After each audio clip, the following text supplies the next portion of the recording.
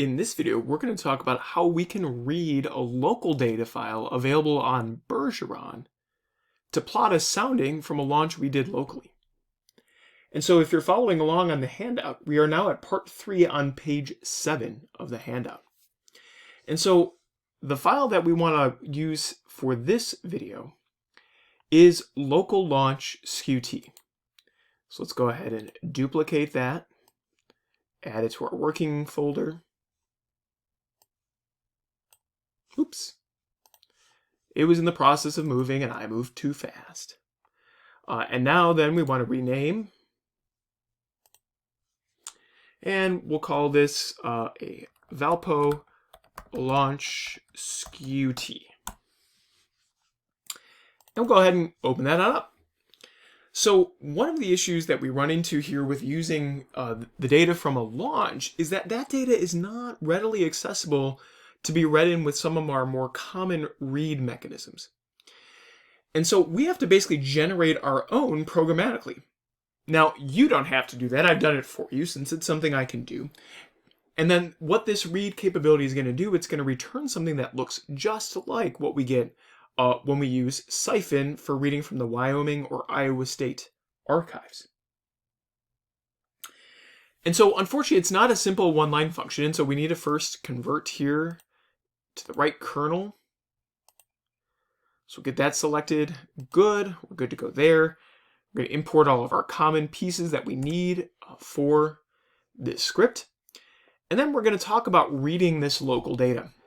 And so first and foremost, our local data is available at bergeron.valpo.edu/soundings. And so we'll go ahead and open this up.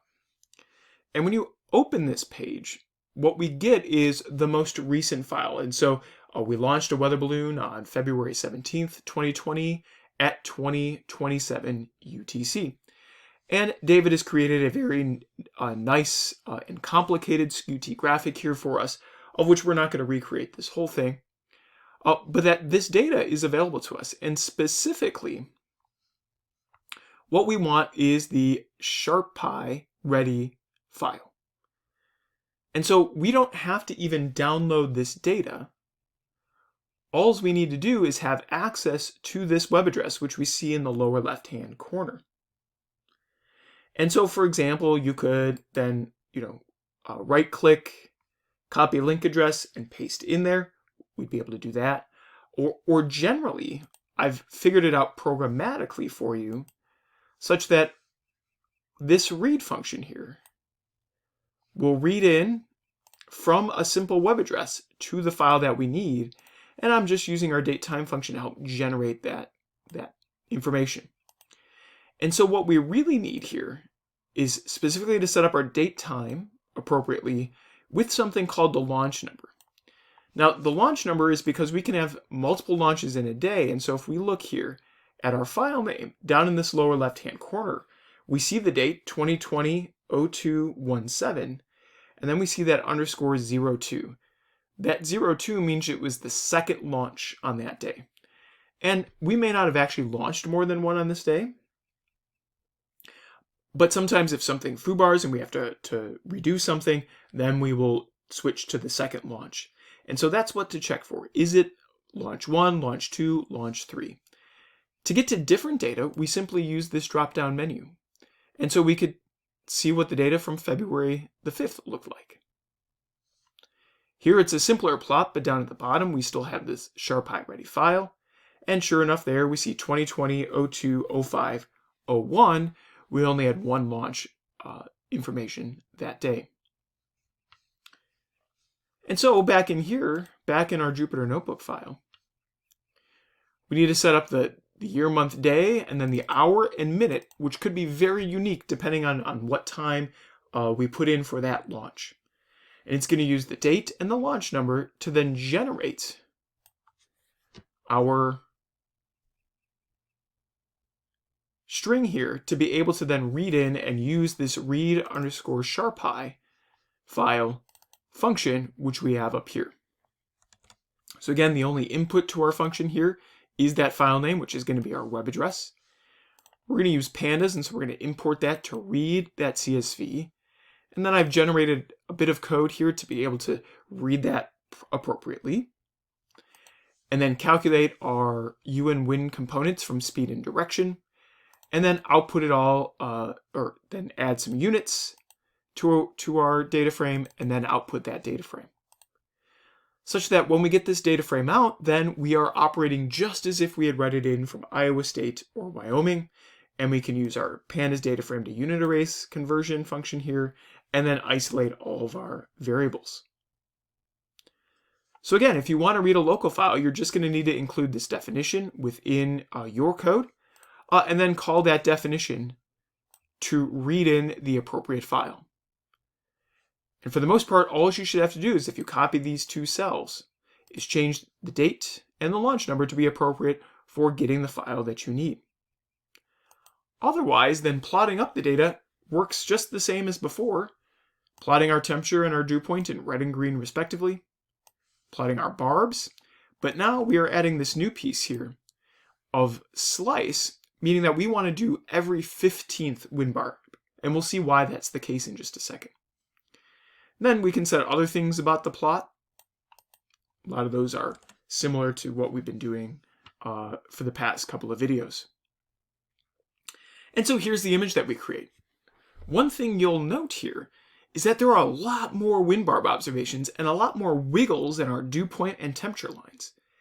That's because the data file that we get from our launches has data every second, or a 1 Hertz resolution, meaning one observation per second. And so this creates a lot more detailed profile information. But if we weren't to do every 15, say we were to do just every 5 here in our slice, we would get way too many wind observations that we really couldn't tell anything. Look at all those wind observations. So instead, we can use something like 15 to get something more reasonable.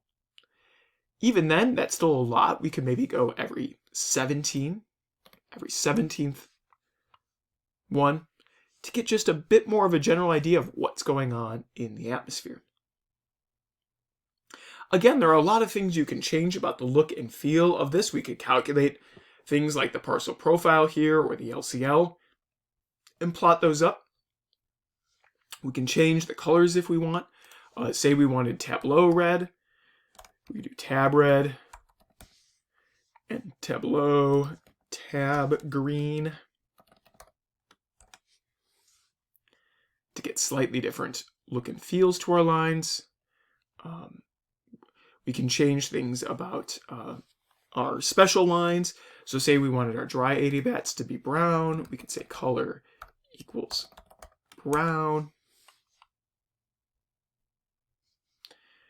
Or maybe, we want our dew points here instead of tab blue to be cyan. Again, these are all the different things you can change.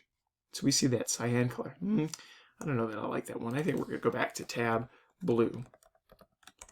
There are lots of different things you can change. And part of what you can do is going to the MetPy website.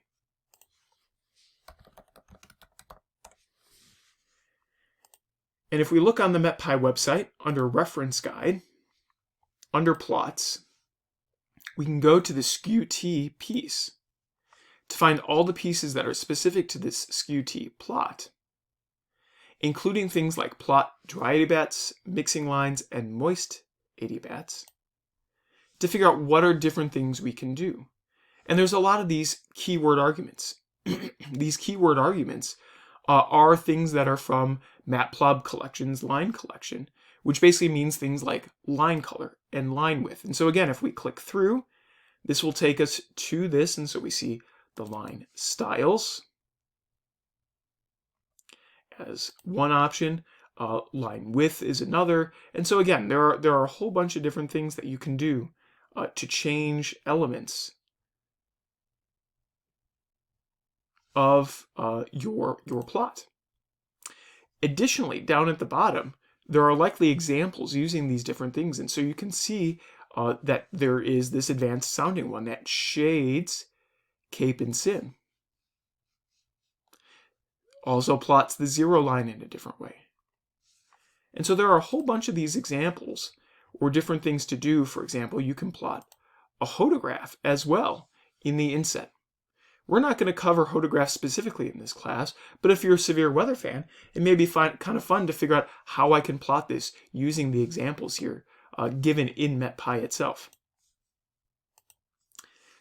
So again, to recap, it's not too hard to read in data from that we've launched here using our SharPy version of that data, using this function that I've created for you, and then plotting the data can happen through any number of ways that you want to do that.